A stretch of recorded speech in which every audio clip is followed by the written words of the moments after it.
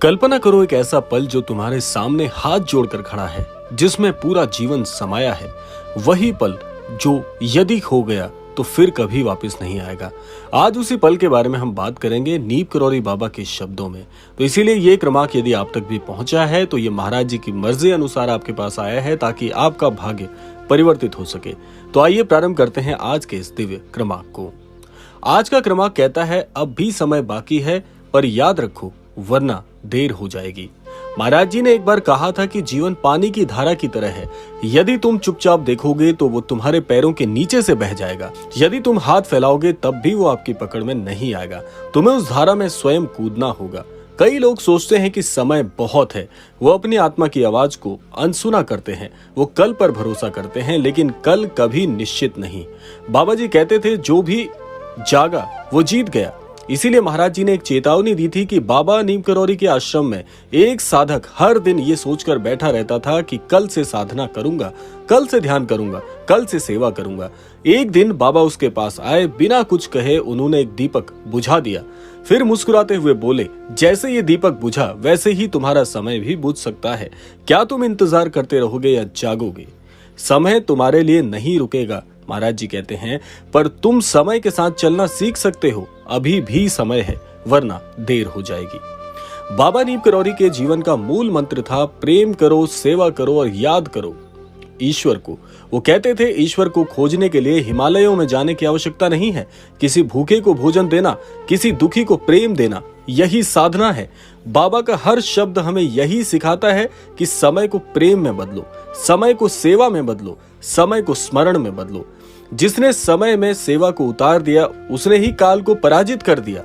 आइए जानते हैं एक रहस्यमयी कथा जो कि महाराज जी के आशीर्वाद से महाराज जी के इस धैर्यवान कथन को बहुत ही सार्थक करती है।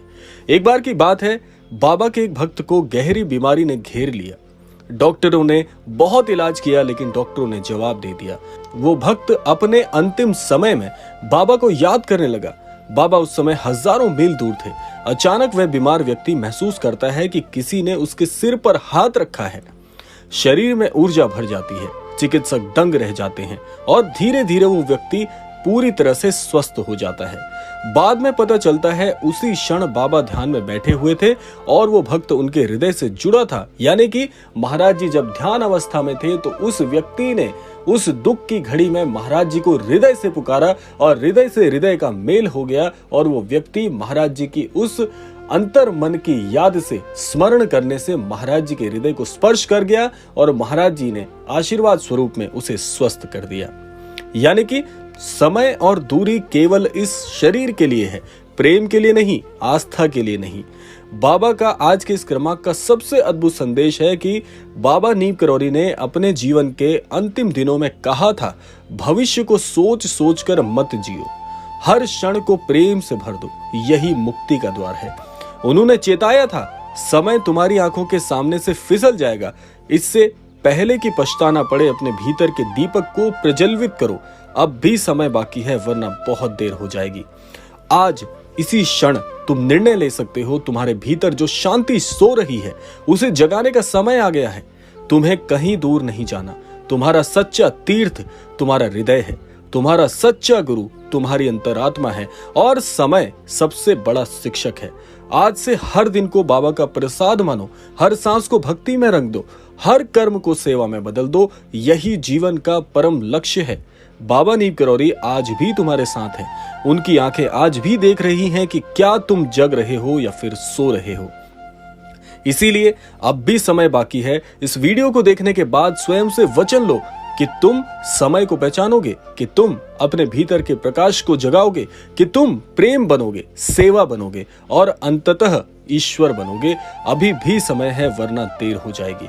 महाराज जी आगे कहते हैं कि जीवन का कोई भरोसा नहीं, जीवन का किसी भी प्रकार की कोई सीमाबद्ध तरीके से जीवन की लहर नहीं।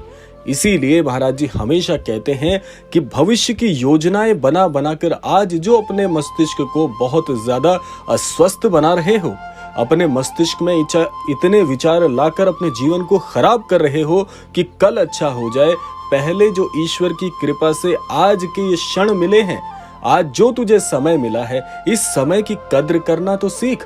आज जो ये समय बह रहा है, आज जो ये समय कल कल करती हुई नदी के समान तेरे हृदय को स्पर्श करके यूं ही व्यर्थ व्यतीत होता जा रहा है, इसकी कद्र करना तो सीख। आज इस समय में तू क्या करता है, आज के इस समय में तुम अपने जीवन में क्या कर पाने में सक्षम हो। क्या इस क्षण में तुम किसी को मुस्कुराहट दे सकते हो? क्या इस क्षण में तुम किसी दुखियारे की मदद कर सकते हो? इस समय को यूं ही छोड़कर जो भविष्य की योजनाएं मस्तिष्क में दिन प्रतिदिन बुन रहे हो, क्या उस भविष्य की योजना को पूरा कर पाने के लिए, उन्हें देख पाने के लिए इस समय के अंतराल में जीवित भी रहोगे या नहीं? इसीलिए महाराज जी कहते हैं कि मनुष्य आने वाले 100 साल की योजना तो बना सकता है, लेकिन इसी क्षण, अभी ठीक इसी क्षण उस व्यक्ति के साथ क्या हो जाएगा वो ये तक नहीं जानता। तो इसीलिए महाराज जी कहते हैं, जो क्षण तेरी नजरों के सामने से यूं ही गुजरता जा रहा है, पहले अपने जीवन को जी भर के उस क्षण में तो जी ले, तब जाकर आगे की सोचना। महाराज जी की सबसे बड़ी सीख यही है कि जो व्यक्ति भविष्य की योजनाओं में अपना समय गंवाते हैं और आज के क्षण को यूं ही छोड़ देते हैं, यूं ही इस क्षण को व्यर्थ मानकर इस पे कुछ काम करना बंद कर देते हैं, ऐसे व्यक्ति जीवन में कभी सफल नहीं हो सकते। दूसरी बात, भविष्य की योजनाएं बनाना गलत नहीं है, लेकिन आज के क्षण की इज्जत करना, आज के क्षण में अपनी पूरी कार्य कुशलता और अपनी पूरी इच्छा शक्ति को जोड़ना भी तो जरूरी है।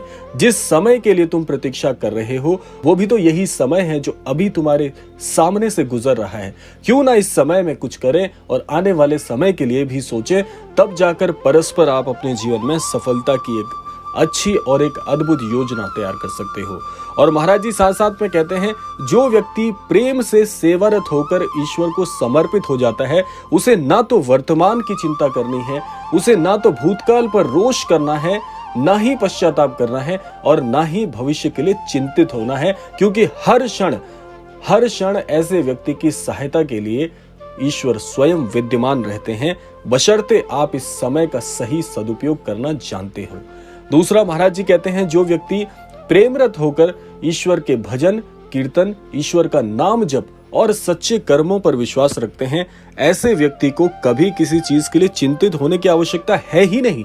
आप बिना योजना के भी अपने जीवन को बहुत सार्थक बना सकते हो, बशर्ते सही कर्म करना आप जानते हो, सही की सीख को समझना जानते हो और जीवन में क्या सही है क्या गलत है इसकी परख करना आपको आता हो।